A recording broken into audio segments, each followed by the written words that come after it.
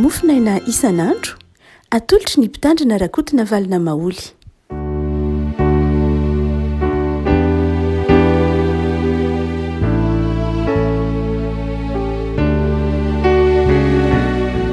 Ifaliana ravina no eravanantsika hatratra ity alakamisy efa 20 ny volana martsa ity. Ny mofinaina voalahatra hoantsika anio dia ny bokin'ny Genesisy toko 17. Genesisy toko 17 raisina amin'ny andininy 9 ka hatramin'ny andininy 14. Genesisy toko 17 andininy 9 ka hatramin'ny 14 amin'ny anaran'i Jesosy. Dia hoy Andriamanitra tamin'ny Abrahama: fa ny aminao kosa dia hitandrina ny fanekeko ianao, dia ianao sy ny taranaka madimby ianao hatramin'ny taranaka fara-madimby. Ary izao ny fanekeko amiko sy eo aminareo sy ny taranakao madimby ianao dia izay ho tandremanareo. Hofirana ny lehilahy rehetra eo aminareo dia hofirana ianareo, ary ho famantarana ny fanekena ho amiko sy eo aminareo zany. Ny zazalahy teraka avalona eo aminareo no hofirana, dia ny lehilahy rehetra amin'ny taranaka-reo hatramin'ny fara-madimby na liobikely na izay novidim-bola tamin'ny hafa firenena ka tsy avy amin'ny taranakao. Tsy maintsy hofirana ny liobikelinao sy izay novidinao vola, ary ny fanekeko dia ho ao amin'ny nofinareo ho fanekena mandrakizay. Ary ny lehilahy tsy voafora izay tsy mbola nofirana dia ho fingorana tsy ho amin'ny fireneny efa nivadika ny fanekeko izy. Ray masonao manamasinana ny fahamarinana ny teninao no fahamarinana. Amen. Ny faneken'i Abrahama ry havana no voaresaka amin'ity Genesisy toko 17 ity. Fanekena lehibe fahatelo amin'ny soratra masina ity voaresaka eto ity, dia talohan'io moa zany ny faneken'Andriamanitra tamin'ny Adama, ny faneken'Andriamanitra tamin'ny Noa, ankehitriny dia ny faneken'Andriamanitra tamin'ny Abrahama. Miavaka ihany ireo karazam-panekena rehetr'ireo, miavaka amin'eny Adama, miavaka amin'eny Noa, fa ny faneken'i Abrahama dia fanekena izay fifaneken'Andriamanitra tamin'ny Abrahama zany dia fifanekena fitahiana, fifanekena izay ataontsika hoe tsy misy zavatra manokana nitakian'Andriamanitra tamin'ny Abrahama afa-tsy ny fahatokiana, afa-tsy ny finoana sy ny fitiavana an'Andriamanitra. Doka jerentsika ny fizotran'ilay Genesisy toko 17 dia nifidy an'i Abrahama Andriamanitra. Nifidy an'i Abrahama Andriamanitra mba ho fitahiana ho an'ny firenena rehetra, zany hoe avy amin'ny taranak'i Abrahama no hamonjena izao tontolo izao amin'ny alalan'i Jesosy. Dia ilay fanekena dia manao hoe ny taranak'i Abrahama sy ny taranak'i Abrahama rehetra dia ho vahoaka an'Andriamanitra. Abrahama amin'ny fotoana izay anaovan'ny fanekena io dia mbola tsy mbola nanana zanaka, saingy niny Abrahama fa ho tanteraka ny tenin'Andriamanitra dia nanao ilay fanekena izy. Mbola tsy teraka zany ny zanak'i Abrahama, mbola tsy nisy ny taranak'i Abrahama dia nanao fanekena tamin'Andriamanitra. Abrahama hoe eny ara fa hanao fanekena aminao, zany hoe Abrahama dia nino ny fahatanterahan'ny fanomeza tokon'Andriamanitra fa ho maro ny taranak'i Abrahama. Ary io fanekena io dia fanekena miorina amin'ny finoana. Dia voatan'ilay fanekena tsotra be. Andriamanitra hitahy ny taranak'i Abrahama, ary Abrahama kosa dia tsy anan'Andriamanitra fa anompy an'Andriamanitra irery ihany. Amin'ity toko 17 ity koa nefa no manazava ny androany antsoiny hoe famorana. Marina fa miteny ny tompony amin'ny hoe famorana, hoe toy izao ny fanekeko amin'ny taranakao, hofirana ny taranakao rehetra, ny zanakao lahy izay teraka avalona. Fa lay famorana raha toka jerena amin'ny Sipria ilay teny, dia lay famorana dia toy ny famantarana, toy ny symbole milaza fa vita fanekena amin'Andriamanitra ny taranak'i Abrahama. Lay famorana zany dia tsy iny eo fa ny tena zava-dehibe dia ny hoe lay faneken'ny taranak'i Abrahama fa tsy anan'andriamanitra hafa izy fa anompo an'andriamanitra ary mifaneken'andriamanitra fa hitahiny taranak'i abrahama. Zay le fanekena zany de ny hoe andriamanitra hitahiny taranak'i abrahama anompo an'andriamanitra. Ny soniavina ny fanekena, ny sonian'ilay fanekena de le famorana. Tsy lay famorana ihany akory ny fanekena hoe mifirana fotsiny lay zaza, na ny firana ny olona na ny firana ny obokely, fa lay hoe lay fanompona an'andriamanitra zay le tena votoatin'lay fanekena.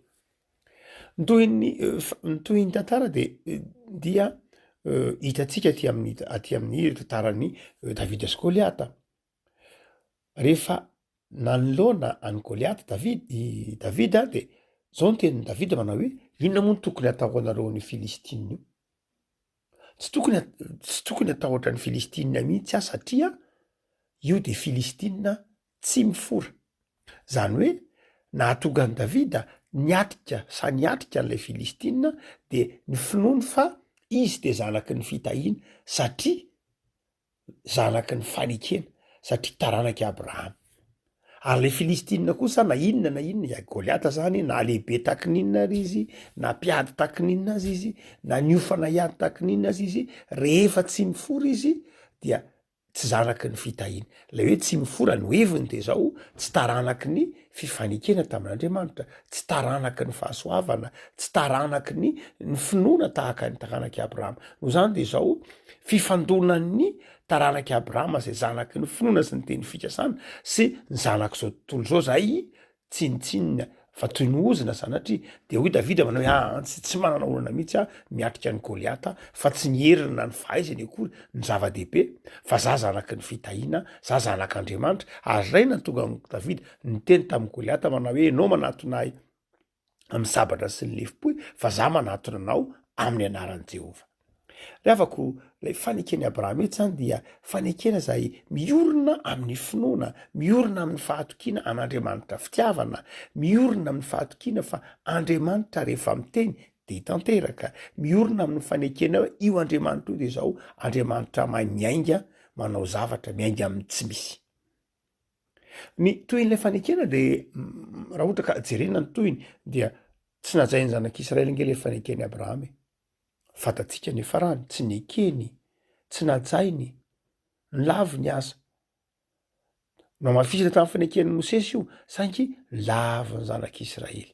Lay fanekena ary dia inona nataony? Forany foana ny zaza isaky ny 7 andro, forainy ihany ny zaza, fa izao lay votoatin'lay fanekena tsy nataony. Zany hoe nataon'lay fomba, nataon'lay famoranan'lay zaza zany, najainy foana isaky ny 7 andro de forainy ny zazalahy de ataony foana lay famorana, saingy zao lay fanomponan'Andriamanitra sy lay fitiavana an'Andriamanitra, lay finoana an'Andriamanitra tsy hita tao amin'ny taranak'i Abrahama, tsy hita tao amin'ny zanak'Israely. De tezitra Andriamanitra miteny fa ngamo zao le mifanarahako tamin'ny Abrahama razanareo. Za ange tsy mifanaraka tamin'ny Abrahama razanareo. Hoe tompony amin'ny alalan'ny endrika ivelany, ny zava-dehibe nge tsy lay hoe famorany fa ny zava-dehibe de ny fanajanareo ny sitrapoko, ny zava-dehibe de ny fanajanareo ny fitiavana, zava-dehibe de ny finoanareo ahy Andriamanitra fa tsy ny famorana fotsiny ihany akory. De tezitra Andriamanitra hoe tsy amin'ny alalan'ny endrika ivelany fotsiny ihany pona hoe ataonareo ny fombafomba maro samihafa amin'ny famorana, ataonareo ny zavatra rehetra, saingy zao tsy ajainareo akory le votoatin'le fanekena. Ataonareo le forme fa le fond tsy ataonareo, ataonareo lay endrika ivelany fa lay tena votoatin'le fanekena hoe fanomponan'Andriamanitra tsy ataonareo. De tezitra Andriamanitra, hitantsika any amin'ny faminaniana Isaia mpaminany hoe foray ny fonareo fa zany vatanareo ihany ny forana fa foray koa ny fonareo. Zany hoe tena tsy Andriamanitra tompona amin'ny fombafomba fa Andriamanitra tompona amin'ny fitiavana sy ny finoana. Satria ny zanak'Israely de nihevitra fa Andriamanitra de tompony amin'ny finoana, amin'ny fomba, ary ny dikany teny hoe masina raha teo amin'ny teny hebreo, ny dikany teny hoe fahamasinana de fanarahana ny fomba, masina ny fampopavahana rehefa narahana ny fomba. De ny heveriny zanak'Israely ho fahamasinana de ny hoe fanarahana ny fomba na ny rite sy ny seremonia isan-karazany. De masaka atao an-tsaina foana manao hoe Andriamanitra masina de Andriamanitra zay arahana amin'ny fomba sy endrika ivelany. Ary de nataony an'izany keo ny famorana. forainy ihany le zaza, forainy ihany ny olona, zangy ny fonontsy natolony an'Andriamanitra. De eo Andriamanitra amin'ny tsy mifanaraka zany tsy mifanaraka an'zany tamin'ny Abrahama razanareo mihitsy a. Hitantsika eo amin'ny filazan-tsaramaso taraky ny Lioka toko 7 nitenenin'ny tompo manao hoe nareo aza mieritreritra ny tenanareo sy ny fiainanareo hoe taranaky Abrahama zay, fa mitahy anareo tsy noho ny mahataranak' Abrahama anareo fa hain'Andriamanitra taony manangana ho Jesoa, manangana taranaka ho an'ny Abrahama amin'ny alalan'iretsy vato retsy. Teny mahery be mihitsy zany, teny mahery zany tenin'ny Jesoa zany raha maha-olombelona. Nany marimarina kokoa tenin'ny Jaona Mpanao Batisa, tenin'ny Jaona Mpanao Batisa ny teny tamindreo tamin'ny taranak'i Abrahama manao iza naniraka anareo handositra ny fahatezerana ho avy, ry taranaky ny mena rano. Nareo zao de mieritreritra manao hoe taranak'i Abrahama zahay, olona ohatr' zao zahay, olona ambony zahay, olona vita fanekena tamin'Andriamanitra, kanefa ny fonareo lavitra an'Andriamanitra. Hain'Andriamanitra manangana taranako an'i Abrahama amin'irety vato rety. Zany de Jesoa koa moa ny teny an'io nao amin'ny Jaona 9 manao hoe aza miteny hoe taranak'i Abrahama nareo de tsy andevon'izan'izy, tsy andevon'olona tsia zay manota dia andevon'ny ota ho Jesoa. No zany dia taranak'i Abrahama nareo fa andevon'ny ota. Mafy be ny toritenin'ny Jesoa, mafy be koa ny toritenin'ny Jaona Mpanao Batisa, manitsy tia merina ny zanak'Israely ao anatin'ilay fanekem-pihavanana zay fanaovan'Andriamanitra tamin'ny Abrahama. Ny batisa nefa, ny batisa de tsy inona akory fa ny batisa de famerenana ny olona ao anatin'ilay fanekena izay fanekena vaovao ny tena marimarina kokoa, fanaovana famerenana ny olona ao anatin'ilay fanekena ndray de nanao fanekena vaovao tamin'ny olon'Andriamanitra. De ny batisa de tsy inona tokory fa fanekena ny fanaovan'Andriamanitra tamin'ny olona mba ahatserovan'ny olona ny fitiavan'Andriamanitra. Ny batisa dia fanekena ny fanaovan'Andriamanitra tamin'ny olona mba handraisan'ny olona ny famelan-keloka atolotr'Andriamanitra ao amin'i Jesoa. No zany dia zava-dehibe ny fanekena eto. Ny fanekena dia rehefa hoe Andriamanitra mifanaiky amintsika de midika hoe Andriamanitra nidina nanaiky ho anetry tena hiresaka amintsika, hiara-monina amintsika, anao izy any an-danitra any amin'ny voninahiny saingy nanaiky anao fanekena amintsika. Efako amin'ity mofinaina zay voalahatra eto ity ara de zavatra roa lehibe no tsy tokony ho adinotsika mihitsy.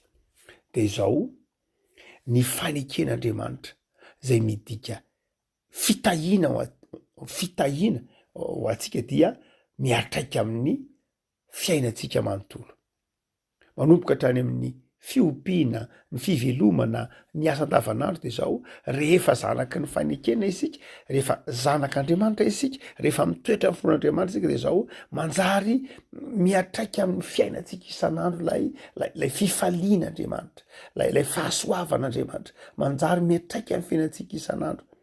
Eto moa de hatramin'ny opikely mihitsy hatramin'ny ataontsika hoe ny zava-mananaina na ny mpanompo atokantrano na ny isan-karazany na ny opikely ny reny dia asain'Andriamanitra ho forana avokoa, zany hoe izay rehetra eo ambany tafitranonao de forana dikan'izany io fitahian'Andriamanitra io dia mahatratra ny ao atokantrano, mahatratra ny fianakaviana, mahatratra ny fiainanao isan'andro ny vokatry ny fanekena.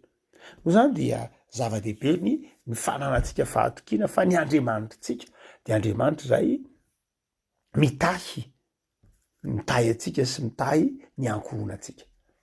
Tsy hoe za ihany manao fanekena de za ny tahian'Andriamanitra, fa isika ny ankohonanao mihitsy de tahian'Andriamanitra. Tsosoa efa ela ny teny an'io manao hoe minoan'ny Jesosy tomba, raha izasy ny ankonako de nompon'i Jehovah zay.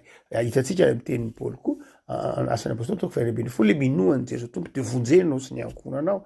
No zany dia zava-dehibe mihitsy lay hoe ny finoanao de miteraka famonjena, ny finoanao de miteraka fitahiana ho an'ny ankonanao. Ary amin'ny Jiosy any dia Andriamanitra mitahy de mitahy ny olona ao anatin'ny tokantranony, mitahy ny olona ao anatin'ny ankonany, mitahy ny olona ao anatin'ny faritry ny andavanandrony. No zany dia ity fanekena ity de mahamerina atsika ny hoe ny faneken'i Abrahama izay tandindo ny fanekena vaovao de faneken'ny fahasoavana, faneken'ny finoana, fanekena mahatonga fitahiana ho anao sy ny ankonanao. Fa ny zavatra faharoa zazy faran'izay aseho nyty fanekena nataony Andriamanitra nataon'ny tompo tamin'ny Abrahama ity dia fanekena zay Andriamanitra ihany no mahatanteraka azy. Sarotiny Andriamanitra, saingy Andriamanitra no tompon'ilay inisiativa, Andriamanitra ny tompon'ilay fanapaha-kevitra, Andriamanitra ny tompona andraikitra taminy hoe hanao fanekena aminao ary Abrahama. Manaiky ve ianao? Anaiky ve ianao fa ataoko tonga firenena ianao? Anaiky ve ianao fa ho amaroko ny taranakao? Anaiky ve ianao fa ny zanakao dia hanompo ahy? Zany hoe amin'ilay fanekena fanaovan'Andriamanitra tamin'ny Abrahama dia Andriamanitra ny tompon'ilay fanapaha-kevitra. Tsy Abrahama zany ny teny hoe andao tsika mianaka hifanaiky Andriamanitra dia zao no ataonao ahy, dia zao no ataonao ahy. Fanekena tsisy kajin'olombelona mihitsy. Fanekena tsisy Andriamanitra daholo ny tompony ny zavatra rehetra amin'izay tokony atao. Fa Abrahama dia niandry fotsiny tamin'ny lafiny hoe finoana nandrasan'Andriamanitra tamin'ny Abrahama. Andriamanitra nanao ny zavatra rehetra hanome taranaka ny Abrahama, hanome zanaka azy, hanome tany azy, hampamiratra azy, hiaro azy, hampavokatra ny fiainany. Fa zao fotsiny nandrasan'Andriamanitra finoana nandrasana tamin'ny Abrahama. Mino ve ianao amin'ny fotoana anaovana io fanekena io fa hoe eny tompoko manaika de zao mino ianao zany fa ho tanteraka io teny io. Afaka malala rehefa manao hoe fanekena amin'Andriamanitra isika, zay karazam-panekena ataontsika amin'Andriamanitra, na voady io, na fanekena ataontsika any amin'ny mangingina amin'Andriamanitra io, na fanekena ataontsika imaso ny fiangonana io, de zao tsy tokony hisaraka amin'ny fanekena ny finoana fa Andriamanitra ny mahatanteraka ny zavatra rehetra, ary tsy tokony hisaraka amin'ny fanekena mihitsy ny finoana. Raha misy ray aman-dreny mitondra ny zanany ho atao amin'ny sakramentan'ny batisa dia ny zavatra andrasan'Andriamanitra dia ny finoana fa Andriamanitra dia fitiavana, Andriamanitra dia namela heloka, Andriamanitra dia naniraka ny zanaka ho amin'izao tontolo zao mba hamonjy izao tontolo zao. No zany dia zava-dehibe mihitsy ny finoana. Ravako engane iorona am-ponao ny finoana sy ny fahatokinan'Andriamanitra. Ny fanekena ataon'Andriamanitra amintsika dia fanekena zay fanekeny mpitahiny, fa fanekena koa mampiorona antsika ao amin'ny finoanan'i Jesosy. Vavaka sika. Tompo misaotranao zay fa Andriamanitra fitiavana ianao, ary ianao ihany no mahatanteraka ny fanekena hifanaovanao aminay. Endre zany famindramponao mahagaga fa ny raha ianao ny zanako malalanao zay nanao fanekena hamonjy anay to amin'ny hazo fijaliana.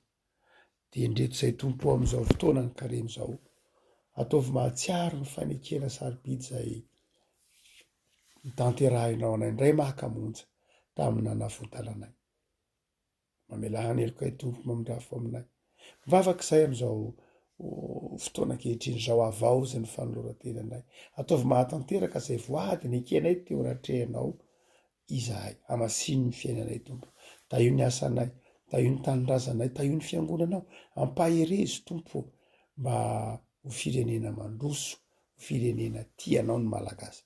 Dia mivavaka izay ho an'ireo manana olana, ho an'ireo manana ady am-panahy, ampaherezo izy ireny Jesosy. Dia napakopole mandrakariva ny fiatananao sy ny fifaliana. Saotra Jesosy. Amen.